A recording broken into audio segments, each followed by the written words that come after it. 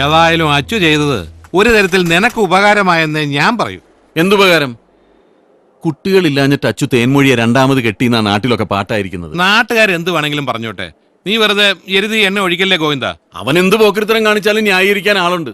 നാട്ടിൽ സ്വർണവും പണവും മോഷ്ടിച്ച കള്ളൻ എന്ന ചീത്തപ്പേരെ ഈ അപ്പുന്റെ കൂട്ടുകാരൻ എന്ന് പറഞ്ഞ് നടക്കുന്ന എനിക്കുണ്ട് കുറച്ച് നാണക്കേട്, അതുകൊണ്ട് പറഞ്ഞതാ. എന്നാ നാട്ടിൽ ചെന്ന് രണ്ടും കൂടെ വെട്ടിയും കുത്തിയും കണക്ക് തീർക്കട്ടെ. അതിന് തന്നെയാ പോകുന്നത്.